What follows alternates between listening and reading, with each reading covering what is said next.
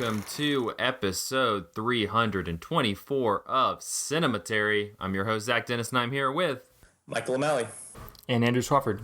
And in today's episode, we'll be talking about movies that we saw this week in part one. And in part two, we'll be doing a trilogy of films to kick off our Abbas Kiarostami series with the Koker Trilogy, which are, for those who are unfamiliar, Where is the Friend's House from 1987, Life and Nothing More from 1992, and Through the Olive Trees from 1994. So we'll be getting into those three films to kick off this series. But first, I want to direct you guys to cinematary.com. We got a lot of good stuff there, some reviews of a number of festivals, including the Toronto and London Film Festivals, and a review of Possessor from Jessica.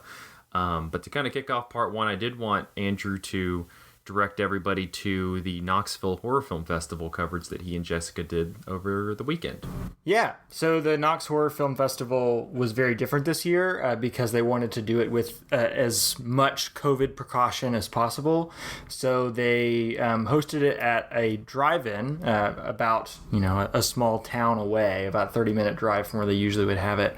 And they did a different kind of lineup where it was mostly repertory screenings, so classic movies that you kind of wish that you would have gotten to see at the drive-in back in the day. So the big one is Evil Dead 2. They also did an old slasher called Pieces, and Return of the Living Dead and Demons, two kind of like goopy B movies that are good and interesting in different ways, and they were able to squeeze in two new releases, one of which is called The Stylist, by a woman whose name I don't think I would be able to pronounce. I'm not going to try. I'm sorry. But she's like a friend of the festival and has had shorts play there in the past that have been really good. And this film, her first feature, was really interesting and really well put together in a lot of ways. Jessica and I both shared like one specific qualm with it that undercut a lot of the great things about the movie. But there are a lot of great things about the movie. So if you are interested in The Stylist, you could go check out our longer thoughts there. And then the other new release was Brandon Cronenberg's Possessor, which Jessica talked about on the podcast several weeks ago, which is just really, really, really good. Like, obviously the best horror film of the year. I totally agree with Jessica on that. And so I have just mostly linked to her review, but I had a couple thoughts on that one as well. And if you want to read our thoughts on all those things, as well as a program of silent shorts that was done via live stream, all of that stuff is there on cinematary.com. Yeah, so check it out there. Friends of the pod, the Knox Horror Fest folks. So always good to support them. Let's go ahead and since we have three movies to talk about in part two, we're gonna keep part one kind of short, or at least as short as we possibly can. But I did want to talk about, I know you all actually caught this as part of the SCAD Savannah Film Festival, but I caught it back in September for TIFF. But let's talk a little bit about Wolfwalkers. I mentioned it briefly when I talked about TIFF, just kind of recap stuff real quickly, but this is the latest from Tom Moore, who is the director of Secret of Kells and Song of the Sea. This is his latest film that he co-directed with Ross Stewart. But Andrew, Michael, what did you all make of Wolfwalkers? I'm gonna pass to Michael on this one because I think we both liked it a whole lot, but I think Michael is like the big Wolfwalkers fan. I think it's his favorite movie of the year so far. It is definitely my favorite movie of the year. I think it's awesome. And I've enjoyed all of Tom Moore's films, and I think that this is by far the best, and that's high praise because I think like Secret of Kells, for example, which was my previous favorite, is one of the best animated films of the past decade. I really love that film, and then Song of the Sea is good as well, and I know Tom Moore wasn't directly behind The Breadwinner, but that was also the same studio who did it. And I thought that one was a really strong movie too. So this is like coming off of a really strong lineage. And I think it, like, one of my favorite things about it, aside from like the plot and like characters and stuff are really good, but the thing that really captivated me about this movie, and I think pushes it above the other movies, is that the animation style is exquisite, and I think like if you've seen one of the Cartoon Saloon movies, you kind of know the animation style itself. Like there's these really like characters who are really geometric looking, like they're circles or they're kind of like squarish or things like that, and the backgrounds are like doing interesting things with perspective, where it looks like, you know, things are happening, like the landscape happens at like weird angles in the background and stuff like that. And like kind of that's all like, I don't know which came first, like a chicken and the egg thing, but it definitely is making like the best of the like software and technology that Cartoon Saloon was using, which is like very, it's, I don't think it's like directly flash animation, but it kind of has that like really smooth ability to like rotate and like move things, while also being like, you know, really crisp outlines around characters and stuff. And this movie takes that style, like it recognizably that style, but also is like far more expressive with it than I have ever seen it before. Like characters are no longer like really they don't, their models feel a lot more free to do things than in other Cartoon Saloon movies. They're really doing interesting things with like how characters move, and like these like for instance, there's like a pack of wolves that is like a main part of the movie, and like these wolves kind of like are almost like liquid, where they'll like kind of, there'll be like a single like teardrop mass of them like going, and then they'll like spread apart into like different masses and stuff like that. And it just seems like something that would have not happened in another Cartoon Saloon movie. It like feels so much more fluid, and like also it feels more consciously drawn as well. Like there's like these little sketchy pencil lines around like the wolves and stuff, and some of the characters, and I think it looks incredible. And it just like really like effectively heightens like this fairly intense and fairly moving story as well. Like it's like this really well told kind of like folk tale-ish story about like British colonizers like forcing the Irish peasants to chop down this forest where the wolves live, and like the kind of ramifications of that. So it's like already like this moving story that is like just elevated by this like just exquisite, detailed, and like thoroughly unique. Like it doesn't look like any other animated movie recently. It like totally like within the house style of Cartoon Saloon, while also being like completely its own thing as well. And I just thought it was just really great looking, and yeah, like definitely my favorite movie of the year so far. Yeah, I will co-sign all of those things. The animation style is really what takes this over the edge to being the best Cartoon Saloon film. I will agree with that, and agree with what Zach said in his review about it as well. To give another little like example of really expressive animation here, there's this cool power that some of the characters have in this movie. What makes them wolfwalkers is that they can transform from a human to a wolf, but they don't, like, their bodies don't transform. They just like their spirit sort of gets beamed into this like ethereal wolf creature that becomes flesh. And so there's this really beautiful moment where these two characters who have been wanting to see each other for a long time embrace. And when they embrace, their little wolfwalker souls both kind of like spiral out of them and then pirouette around each other and embrace in the sky above the characters. And it has this, beautiful yellow glow to it. And it's just so, it feels so much more fluid and so much more alive than some of the blocky, clunky animation that I did think was really beautiful in the earlier Cartoon Saloon films. I think I maybe even talked on this podcast about how much I admire the way they use, geometric patterns that kind of resemble sacred geometry that you would see in cathedrals and mosques and stuff like that, because they are so often talking about religious stories, whether those stories are like early like Anglo-Saxon monks, or I forget, is it Iran where the breadwinner takes place, like Muslim communities in Iran? I want to say it's Afghanistan, but Afghanistan. Okay, yeah. And here there's a lot less of that specific type of thing, but it kind of opts for the more like lush, natural beautifully layered art style that you might associate with like Studio Ghibli, which is a comparison that Zach made in his review.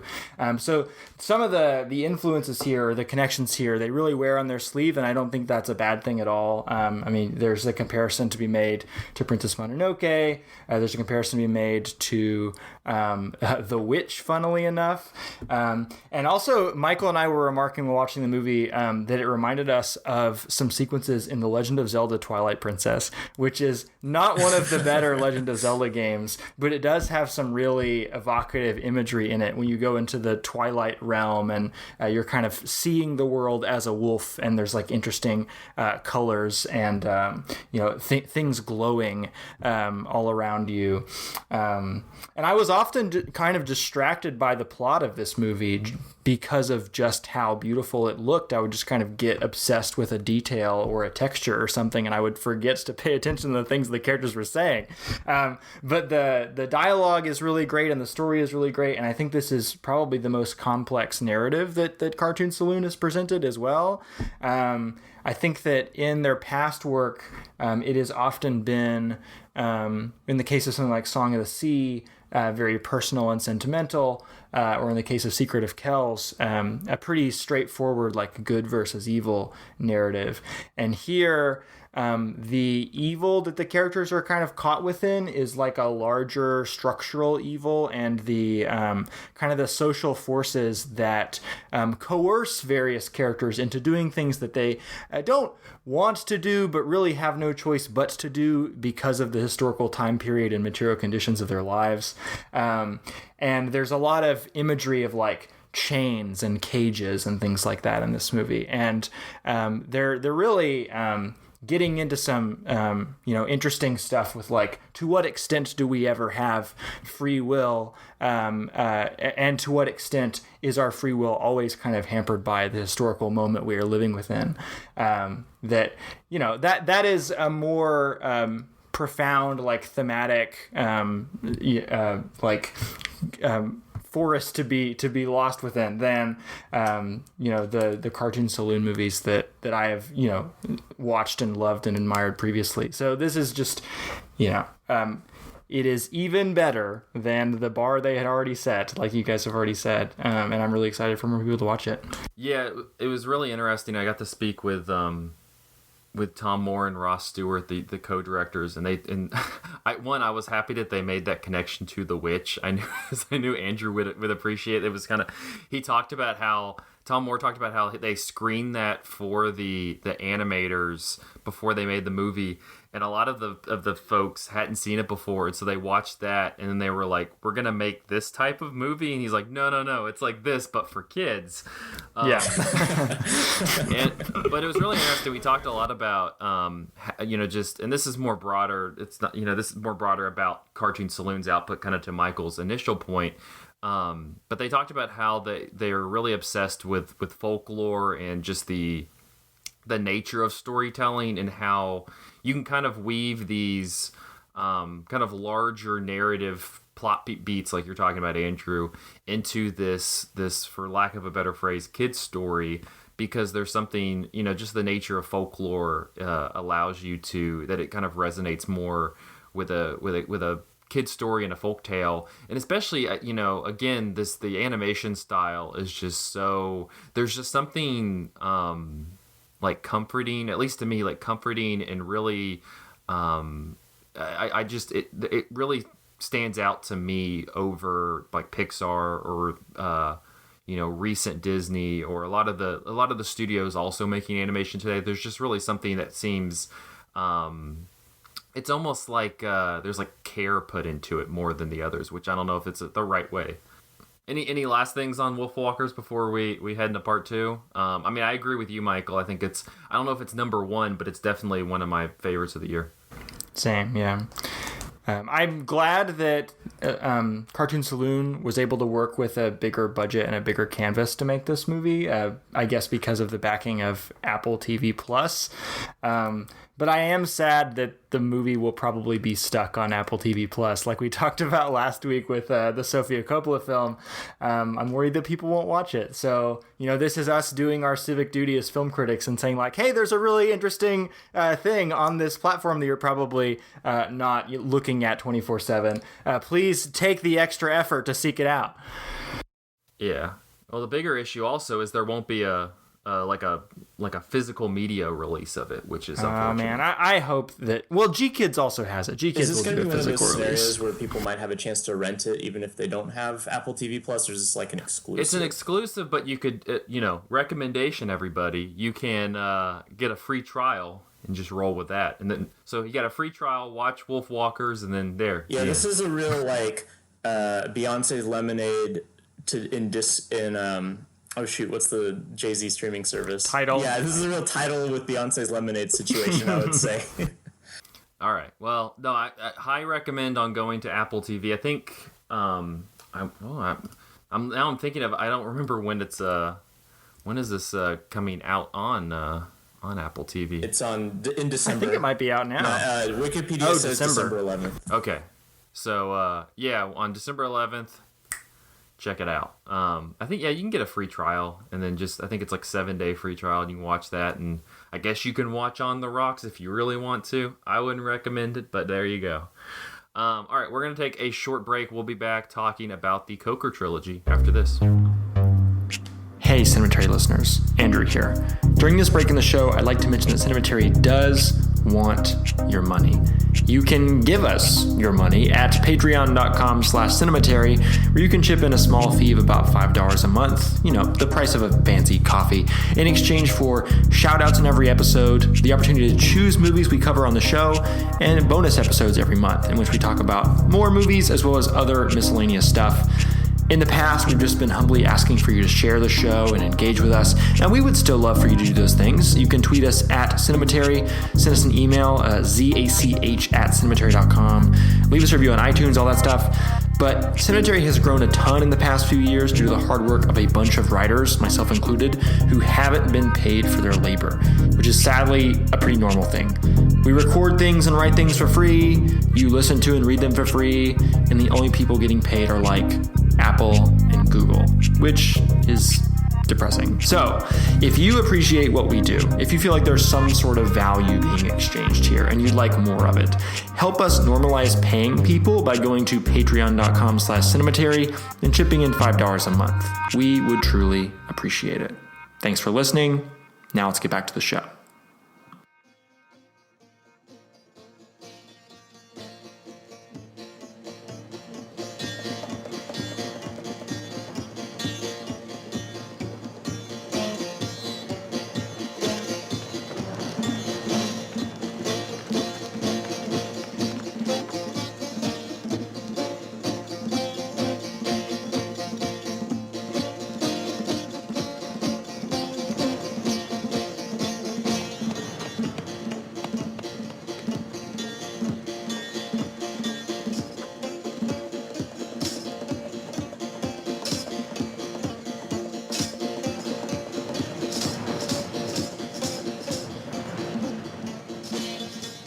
And we're back with part 2 of episode 324 of Cinematary. In this part, we will be talking about 3 movies. It's not really a Cinematary first, but 3 relatively longer movies. We've done shorts before, so we're going to be talking about the Koker Trilogy.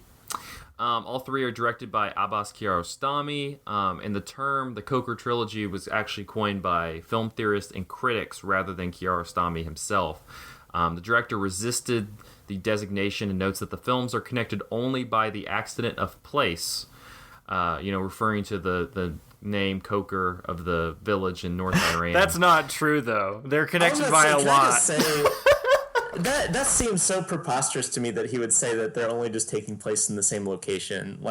These are movies that are building off one another consciously. The second movie could be called Where is the Kid from Where is the Friend's House?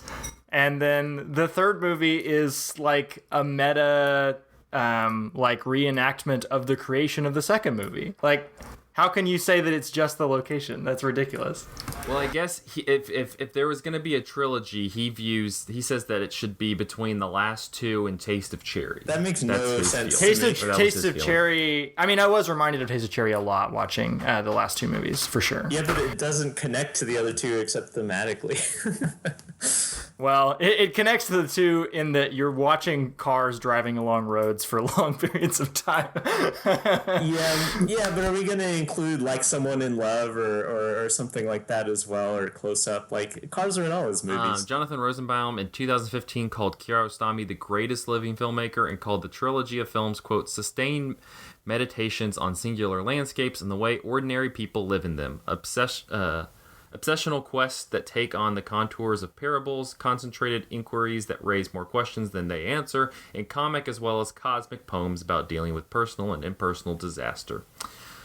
So let's start with Where is the Friend's House from 1987. It stars Babak and Ahmed Ahmadpour, and it's inspired by the Sharab Shapiri poem that follow in the film. The film version follows an Iranian schoolboy who is literally looking for his friend's house. He has to return the notebook because that kid got laid out by the teacher earlier that day on that notebook. The kid is actually going to be expelled if he doesn't turn in his homework one day, which is like very intense.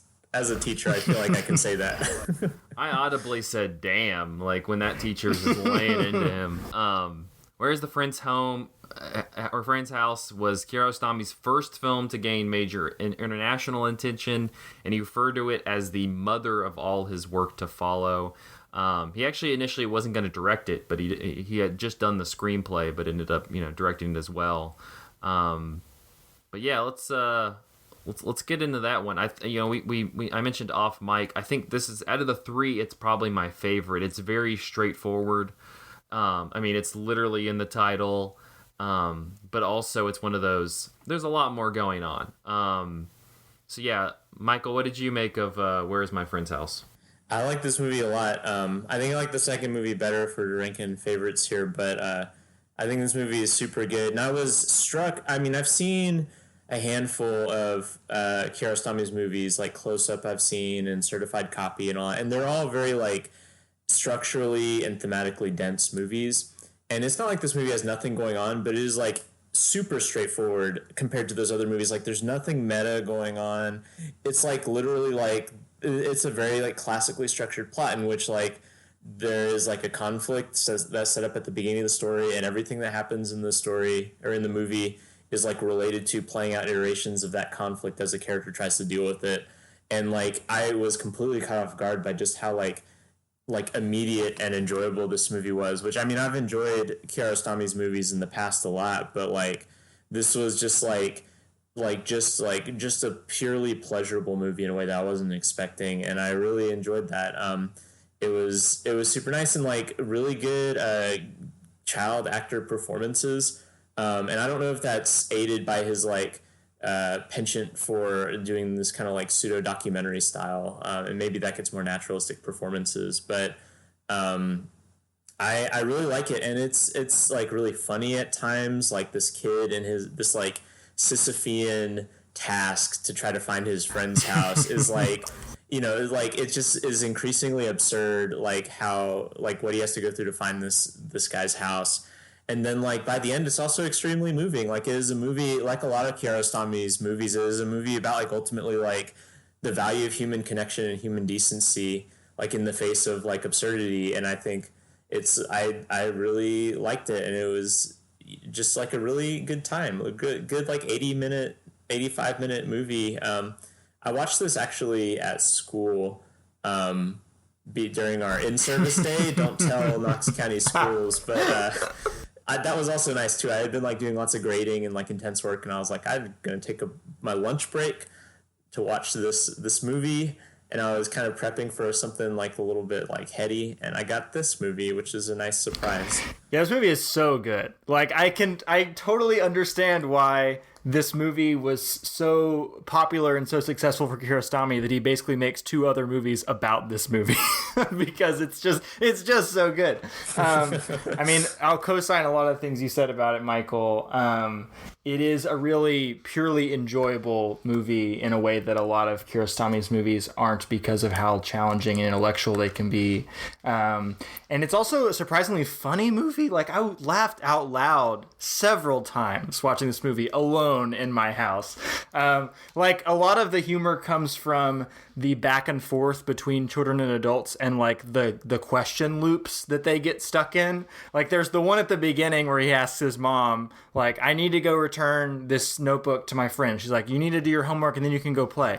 But I need to return this to my friend. Well, you need to do your homework and then you can go play. But I need to return this and they go around and around and around like a dozen times. And the funniest iteration of this, I think, is when he's in the nearby town and he finds some pants up on a clothesline that he thinks are kind of look like his friend's pants, and he knocks on a door of a woman nearby. She's like this really old, infirm looking woman, and he says, do you know whose pants those are? And they're not even in like view of the pants, and she's like, I don't know. And she's like, but whose pants are they? I don't know. But whose pants are they?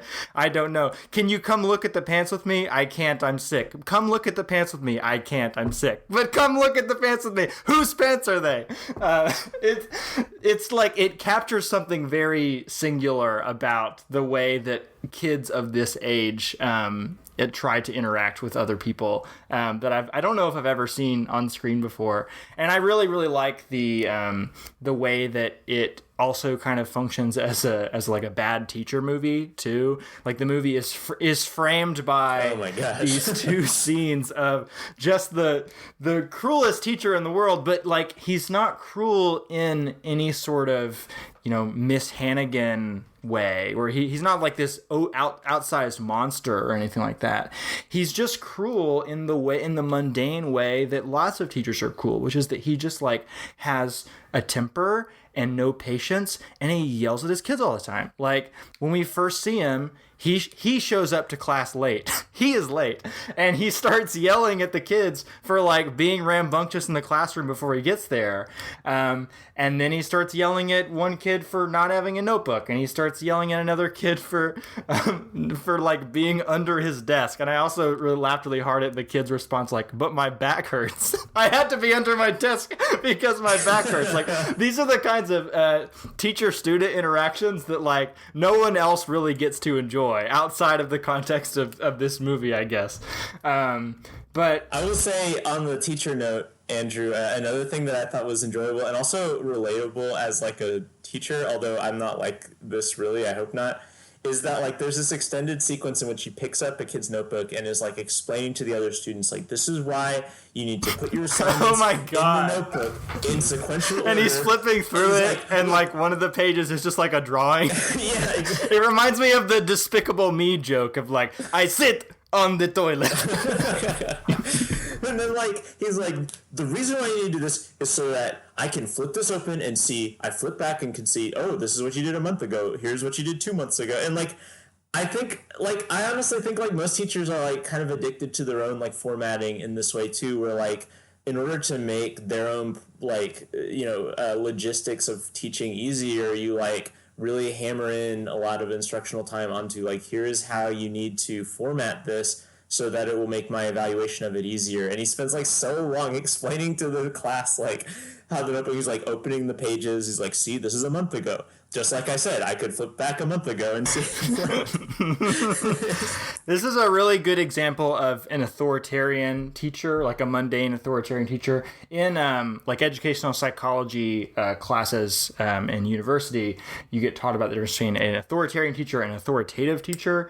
And an authoritative teacher is a teacher who gets respect from their students because the students respect them, and the students believe, like they truly believe that this teacher knows what they're talking about. An authoritarian teacher is a teacher who demands respect or else, and like none of the students actually like the teacher, but they may go along with what the teacher says because they're like afraid for their life or whatever. And you know, the movie is framed like the second teacher scene at the very end. It's just like so beautiful, exactly where this movie ends. I feel like I probably shouldn't even say it because I don't want to spoil it for people who haven't seen this movie. But one of the best endings of a movie I've seen in a really long time. Like it ends on just the perfect line, and then we immediately cut to credits. We don't need anything else after that line.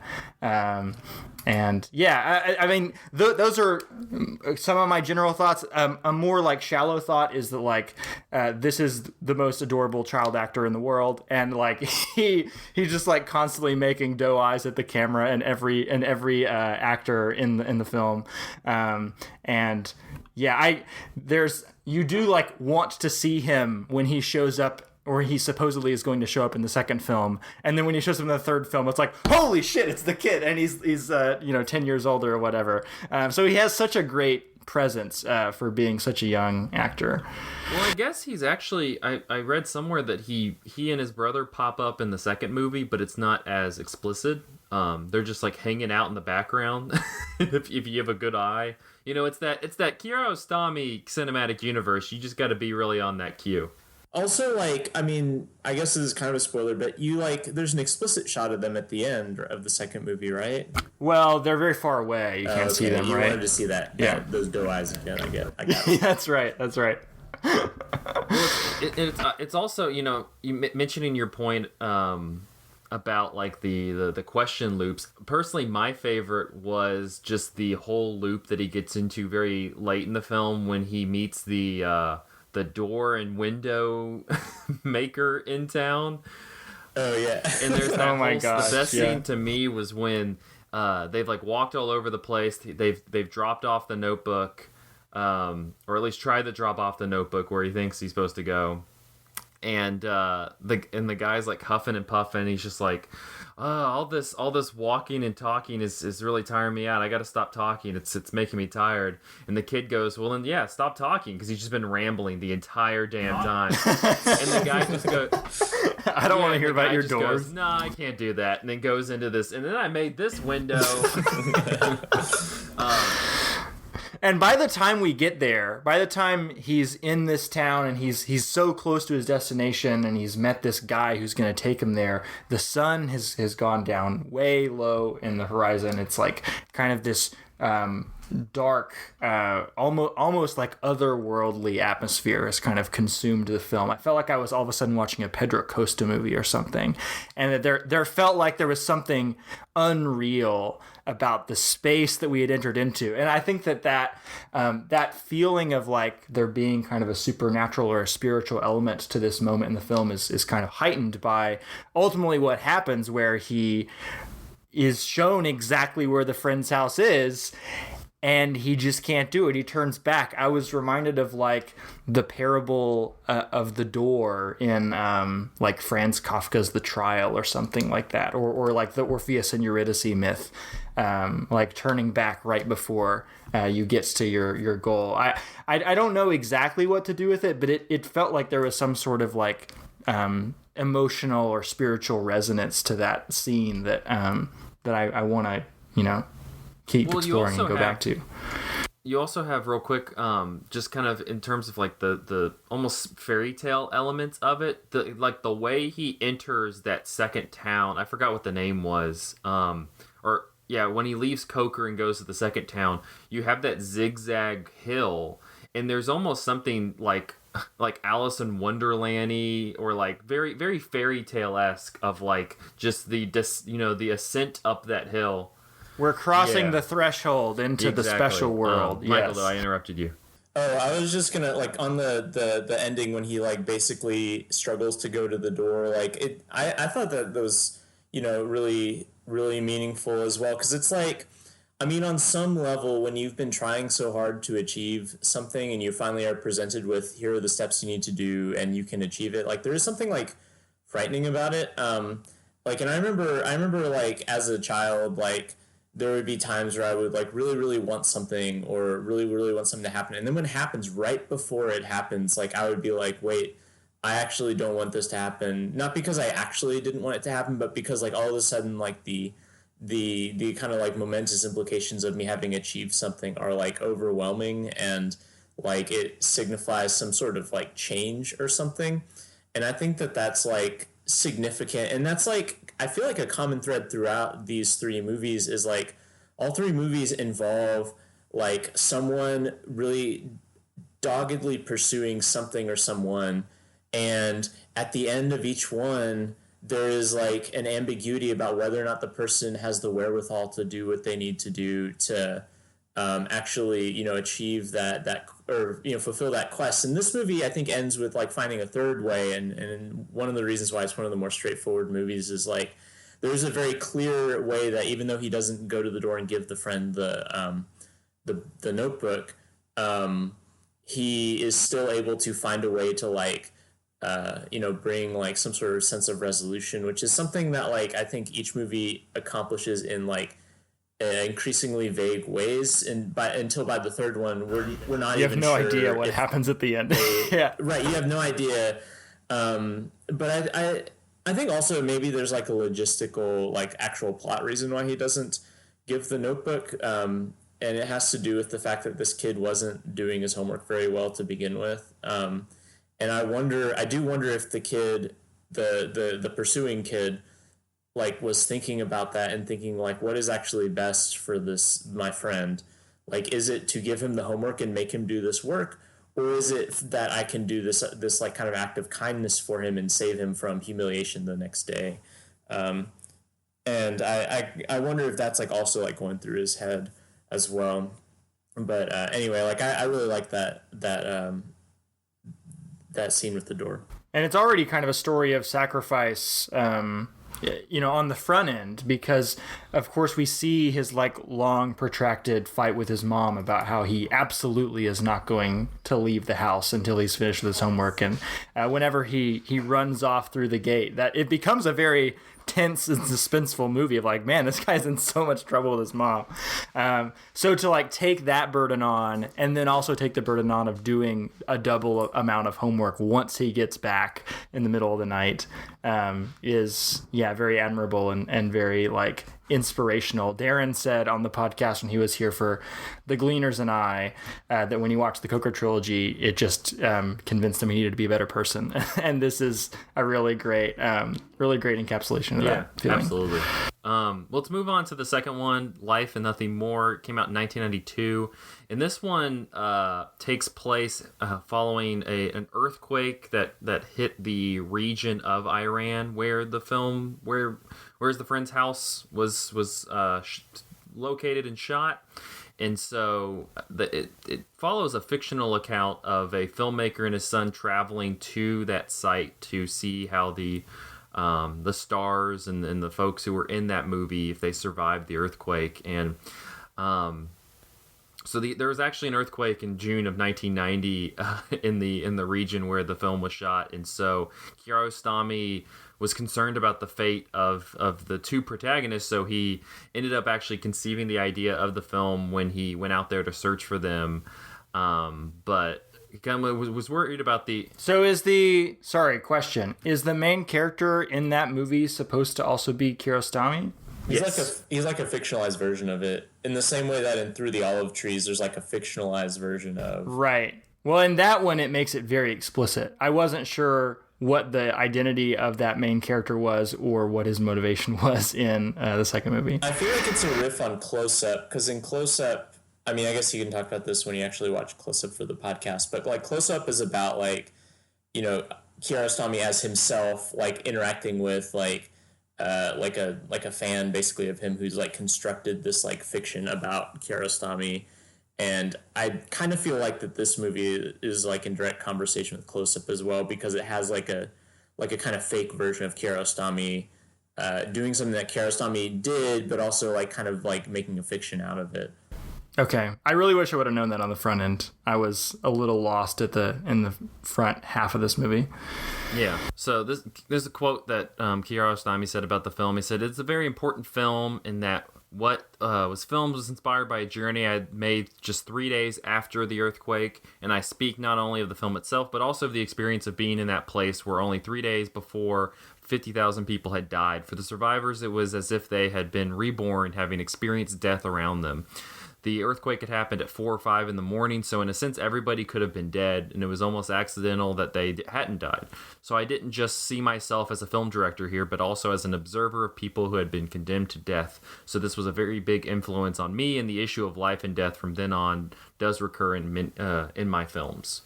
So Michael, what, I guess if you want to lead us off again, I mean, this was your favorite of the three, so I guess what stood out about it? Yeah, I mean, first of all, like, this was what I was expecting as a Kiarostami movie. Like, it is fully in the mode that I was expecting from, like, based on my prior experiences with him. And so in a way, it was, I mean, even though it's not as, like, straightforward as Where's the Friend's House, it, like, as it started, I recognized, like, oh, okay, I know how to engage with this movie based on, like, having seen, like, Close Up or Taste of Cherry or something like that. Because, like, we have a man in a car interacting with various people, kind of going on a, like, sort of, like, ethically charged quest, you know, trying to, like, kind of locate some people, and because he feels responsible for them in some way. And so, like, that, it, like, so it was kind of like settling into like a familiar groove in some ways. But I also find it just like, I don't know, I think it's just really interesting and moving. Like, Where's the Friend's House? You get this really interesting cross section of like different people who just kind of float in and out of the movie. In this case, as like the protagonist is driving his car, trying to get to Koker, over like this like really long road where there's a lot of like closures, or like the road's been like kind of destroyed by the earthquake and stuff like that. And so like I mean, I think it's just like kind of interesting on like just a sociological level to see all these people, like different types of people or different interesting interactions with people.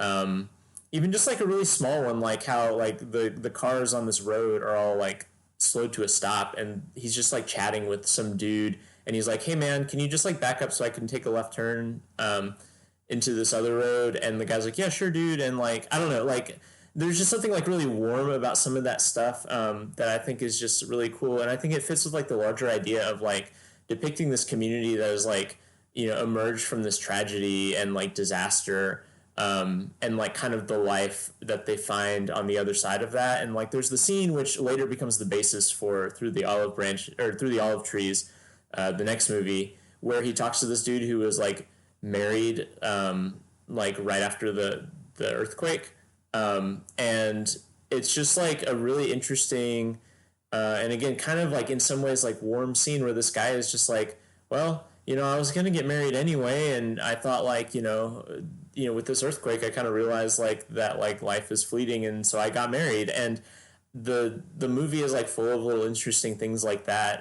There's a scene near the end of the movie too where the film director runs across like these two girls who are in like a basically like a tent city that is formed from like kind of refugees from this earthquake, and he asks them where their house is, and they point to the tent, and he's like, no, where's your real house? And then they like describe like what their actual house is. And like, I don't know, I just think I'm really interested in like, especially in films that kind of show some sort of sense of community, or like how societies or cultures are built. And this, I think, is like a real attention to like, how does place shape your relationship to other people?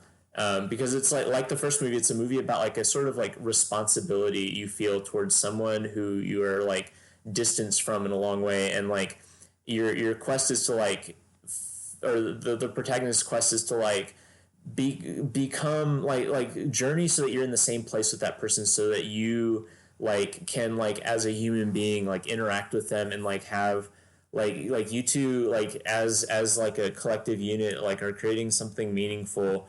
And like I feel like this movie is just full of little moments where like people are juxtaposed in the same environment, and by being in the same environment there's a sort of like solidarity that they find, and it's like really lovely, I think, in a lot of ways. And I just really dug it. It was really good. Yeah, it is a really warm movie, despite the fact that I think formally it's much more closed off and challenging than the first film is. They have a lot in common in terms of Kiarostami's patient, observant style, but the shots are a lot longer. Often they're a lot wider. There's a scene in Where's the Friend's House where the kid is like sitting on a staircase calling up to somebody who he thinks is above him, and there were like 4 cuts just showing different angles of the kid. And I was thinking that like an older Kiarostami would just have the one cut and let it stay there for a long time. And this movie is that, where it just kind of like picks an angle and stays there for an entire scene in a lot of cases. But if you are willing to kind of key into that and be looking for the right things or direct your attention in the right ways, there is so much emotion kind of bubbling under the surface here. I was also really moved by the scene of the guy talking about his wedding. That was probably the scene where the movie really got me. It's about halfway through.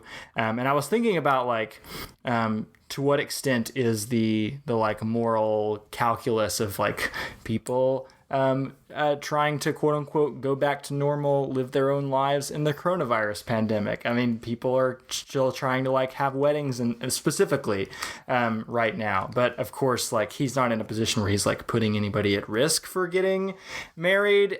He's just trying to like, still find happiness through grief, which is kind of different. But I thought that the feeling was similar, and it was kind of interesting to watch it in this context.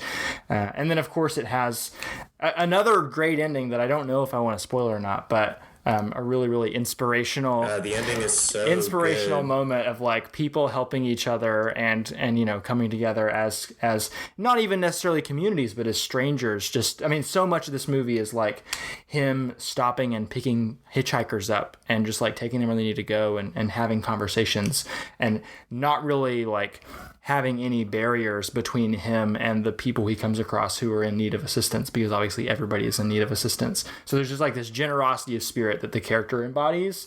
And there was something else I was going to say, but I don't remember what it is. I mean, I already kind of mentioned this, but another thing that is kind of challenging is the way in which the film just sort of drops you in cold, without giving a whole lot of context for why these people are on their trip. There's actually several moments in the film where a character asks them, why do you want to go to Koker?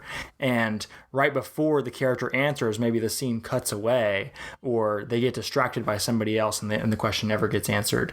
And I guess like the context I'm supposed to have is like, oh, well, this is a story about Kiarostami going to visit the actor that he worked with on his last film. But I was just thinking about these people as characters, not necessarily as a dramatic reenactment of a real event, a real autobiographical event, which kind of this is starting to get us into one of the big themes of the Kiarostami series, I imagine, which is similar to the themes of the Varda series, the line between documentary filmmaking and fiction filmmaking. There were times when I was watching this thinking like, oh, did he just like get actors to go to the actual aftermath of this earthquake and kind of like make an impromptu movie while the real thing is kind of happening around them?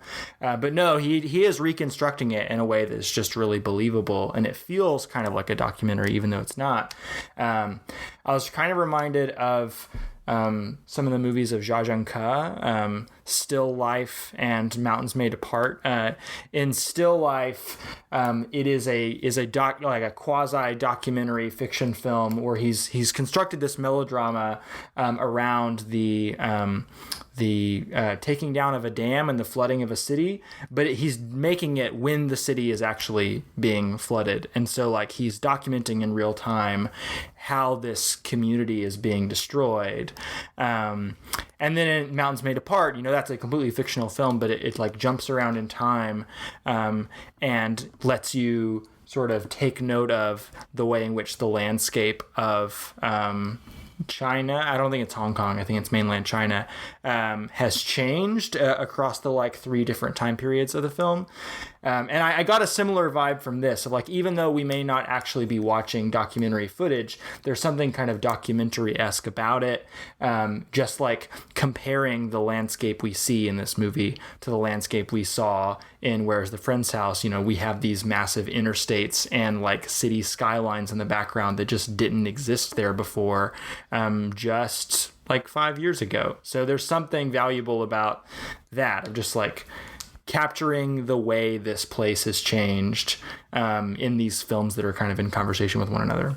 The one last thing I want to add, just from like a filmmaking level, that I was really impressed with in the second film was there's that I don't think we've mentioned it yet, but there's that shot where they mention there's some fissures ahead, like in the road, and he has that like long shot, and you can see just like the cracks in the like in the hill, and he like drives up to it, and then it's just such a like the depth of field in that shot is just insane.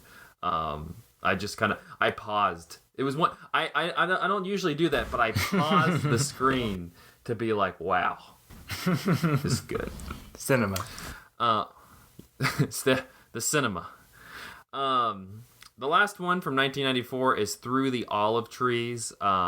It's about another Iranian director. It's about a director who during the making of Life and Nothing More is acting as the go-between between these two actors. They have a scene in Life and Nothing More where the filmmaker speaks with this newly married couple outside of their home, and so it follows them where the lead actor is in love with the actress, and she wants nothing to do with him. And so I don't know this. So kind of to y'all's points about the second one. This one really I was really disappointed with, because it seemed to me, and maybe a rewatch would be necessary. I would be curious to hear thoughts of other people who have watched the trilogy and like it a lot, because it seems like it loses that community spirit that we were talking about for the second film, and it like just focuses on this dude being in love with this woman who wants nothing to do with him, who like literally says nothing to him in the whole movie, right? I don't think she doesn't talk to him in the whole movie, and so I don't know. It just loses a lot of all of that kind of that morality and that community spirit that it was exploring for the first two films. To at least to me, it becomes like this creepy dude stalking this girl for 2 hours almost. But what did you all make of Through the Olive Trees? Well, the obvious critique is like a critique that we kind of wrestled with in the Shah Rukh Khan series of like, there's a trope in so many Shah Rukh Khan movies of him just being relentless in his pursuit of women who are not initially interested in him. And the way that kind of gets navigated in SRK movies, is thorny and difficult, but also kind of interesting and rich. And it'll be a very different movie, but I kind of wished that Shah Rukh Khan had just been cast as the lead in this movie, and I think it would redeem itself a little bit for me. But yeah, I had the same feeling of like not really caring about the central conflict of the film, not nearly to the level that I cared in Where's the Friend's House, and also not really feeling much of a connection to any of the tertiary characters either. I mean, maybe this is partly a symptom of how Kiarostami is just like in this trilogy, like zooming out more and more from one film to the next. I don't mean like literally pulling the camera back, but like going to a further out layer of metafiction to the point where we are not really being asked to believe in the reality of any sort of scenario we're being presented with. It's all like we're just constantly reminded of how fake everything is.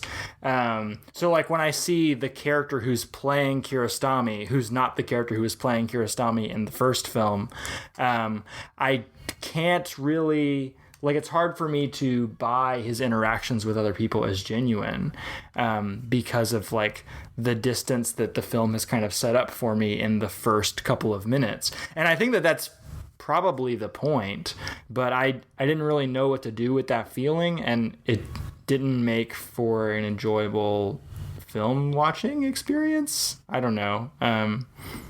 Michael, what about you?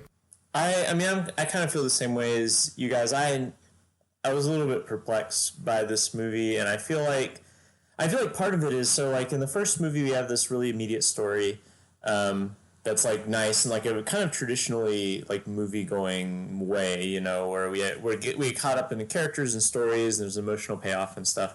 And the second movie kind of basically shows lays a metafiction on that, which is that like this narrative in which like the director of, you know, presumably that movie is searching for the characters in that movie, and it's like a riff on the first movie in the sense of like characters searching for each other, but it also is like showing the artifice of the first movie, but in showing the artifice it finds something kind of spiritual and meaningful.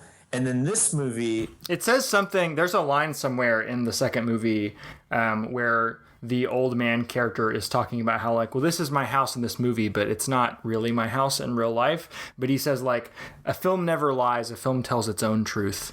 And I think that that's something that you're supposed to kind of carry with you into the third film, but it didn't quite, I didn't like feel it in any sort of visceral way. Right. And then like this movie, like Andrew said, like yet again lays another metafiction on it. And I think it for me at least, it fails to find something spiritual and meaningful outside, like in that new layer of metafiction, which maybe meaningfully differentiates it from the first movie, and like kind of mysticize, there's like a demysticism from like the second movie to the third movie. But like also like with like the Shah Rukh Khan movies, I have this kind of nagging feeling that like maybe I'm getting it wrong because I don't. Like, I've not seen a Shah Rukh Khan movie where I really felt invested in, like, the romance too much because of, like, the specific, like, cultural tropes that it embraces, like, the dogged pursuit of someone who doesn't care about you at the beginning. And this one, like, does that to an extreme because, like, they barely know each other, right? Like, they're just on this film set together. He becomes infatuated with her. And, like, so, like, my interpretation of the movie, like, I mean, maybe I'm missing the point. Like, maybe there is something supposed to be meaningful about this guy's dogged pursuit of her. Like, in the second movie, people like just try to pick up their lives again after this disaster in a way that feels like absurd in the context, but is like supposed to be like meaningful and optimistic. And including the scene in which this movie is about, like the scene where he's talking to the newlyweds and they're like, we just got married, you know, and the guy's like, isn't that kind of weird that you just got married like right after an earthquake? And they're like, yeah, but you know, we just got, it's, you know, basically like, seize the day kind of mindset, you know. And that's kind of the mindset of this guy's romance. Like one-sided romance is like, there's this woman here I'm infatuated with and I just got to go after her. And like, to me, that seems so much less meaningful than like, we decided to get married even quicker now that there was an earthquake. Like, but I mean, I don't know. Like, I mean, maybe for someone like, you know, within like the culture of like, you know, the you know, heterosexual gender dynamics of like, you know, mid-90s Iran, like maybe that is meaningful, and I don't know. Which is certainly the case with India and the context of Shah Rukh Khan's movies, as it's been explained to me. Yeah. Right, exactly. So like I can't decide, is he demysticizing the concept by making some sort of absurd quest this guy does? Or is he simply embracing a cultural trope that I'm like losing the meaning, that I myself just don't have access to the meaning of at this moment? And the only clue is like the very end of the movie ends with like a note of ambiguity that is like profoundly ambiguous in a way that like the other movies aren't. And it's like literally distant. Like you see these two characters walk into the hills basically, and there's an interaction that they have that we never find out what that interaction is. And well, so it's a mirrored shot of the last shot of the second movie. Right. And the last shot in that movie we're watching cars try to go up a hill, and it's very clear what is happening and why everything is happening and what you should feel at every turn. And the music kind of swells to kind of direct your emotions. And here, the music does a similar turn where it starts out kind of melancholy. I don't know if it's minor key or not, but then all of a sudden it like really picks up and becomes hopeful and optimistic. But the reason it becomes hopeful and optimistic is completely unknown to the viewer, because everything is so far away. And so like maybe that is indicating that like there is something like there's a way in which we're being denied something meaningful by the movie itself, and we're maybe supposed to like view the relationship with a sort of distance. But I just don't know. Like I would be interested to see like what Kiarostami himself said about that, or like maybe like Iranians, like how they responded. But to me, like the major thing that was missing here was that the central quest had no significance to me. Whereas in the second one and the first one, those central quests were like deeply like meaningful, and I could understand what they were going after. Yeah, and to make the like dumb guy point, I was bored in this movie. The whole second half is them redoing that guy's scene from movie number 2 again and again and again, and he keeps getting the line wrong, or something else happens that distracts him, or something happens offset that they have to redo it. She won't talk to him, and you see the scene like, I don't know, 10 times, and it's all done in Kiarostami's slow cinema format. And I've seen some people on Letterboxd describe it as kind of like an absurd comic scene, but I did not laugh. I was just like, do we really have to do it again? Okay, I guess we're gonna do it again. I actually really like that part though. Like, okay, there's like 2 parts that I really like, and the first is the opening scene, in which it's like a meta scene in which like the director is like auditioning people to play the role of the current movie, and really it's like really fun. Yeah, it's really fun because he's like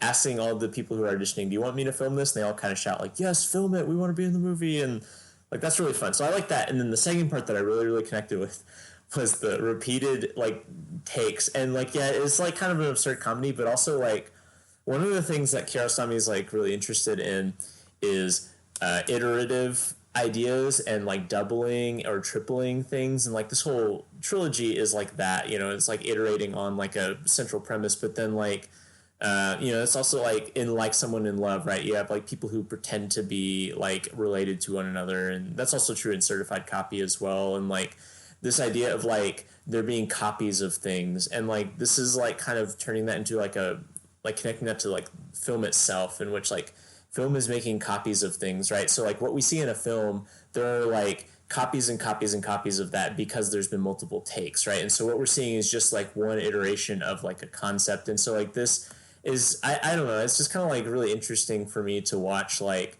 all the different like minute ways in which these scenes are different, and like why they're rejected is like kind of interesting to like like you guys are saying. One, like she forgets her line or doesn't talk to him or whatever. In another, like it's just like, I don't know, like it's just interesting to me in the same way that like I don't know, like certain like minimalist music where you kind of repeat a note a lot is really interesting, because like after a while the repetition in and of itself is like what's interesting. You start noticing all these like really small details and stuff that's kind of cool, and it's like kind of hypnotic too. But I don't know. I actually like that part a lot. Anything? Oh, I guess we don't have to get into the the political nature of it. But Andrew, was this a nice reprieve from election night? No, I was originally planning on watching all 3 back to back on election night, and because of other things that happened throughout the day, I wasn't able to watch all 3 on election night. I watched the first 2 on election night, which was beautiful. It was great. I loved being able to do that. And then I unfortunately had to watch the third one with full knowledge of the like weird limbo that we're caught in with this election. And so that might have been one of the factors of me, feeling a little more distant from this one, because my mind is just elsewhere. I'm distracted. And that's not really a place you can be and enjoy a nice Kiarostami film. I fully acknowledge that maybe me not getting this movie is also maybe my fault. But I'll also say that like I watched all this before like a lot of the election coverage, so like I probably finished this at like 6 p.m. on Tuesday, which also is kind of weird to be talking about this because presumably our listeners will know things. They know the result of the election. We do not. We're recording this on Wednesday night, in which like some things seem clear, but other things were a little bit up in the air. So a kind of a weird like Kiarostami moment, like that we're frozen in. I'm not as somebody working at the newspaper of one of the counties in Georgia where it's coming down to the wire at. I don't view it as a Kiarostami moment. It's a horror movie moment. It is. It's more Possessor, like we talked about in the first half. But here we are finding community in like the chaos, right? Dear listener, we hope you are living in a world where Joe Biden is the decided victor of the presidential election.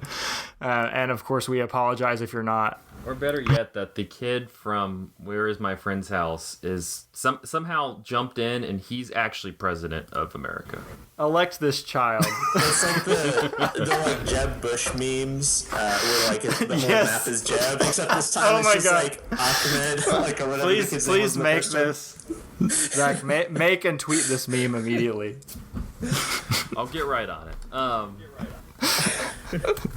All right. Well, that will wrap up this episode of Cinematary. You can find us on Facebook at facebook.com/Cinematary, on Twitter and Instagram at handle @Cinematary, and on Letterboxd at letterboxd.com/Cinematary, where we post all the movies that we talked about in this episode. Check out our Patreon. We had a Film Theory and Chill to get you through the spooky season. We'll have a new one this month, but Cinematary or patreon.com/Cinematary. Thank you so much to our patrons: Cam, Chad Newsom, Christina Daughtry, Cindy Roberts, Harry Eskin, Hell Yeah, Small World, Joe Jordan, Maggie, Ron Hayes, The Cutest of Kittens, Titus Arthur, Tyler Chandler, and Whitney Rio Ross. Thank you so much for your patronage. Thank you, Andrew. I'll get, that's just for the meme.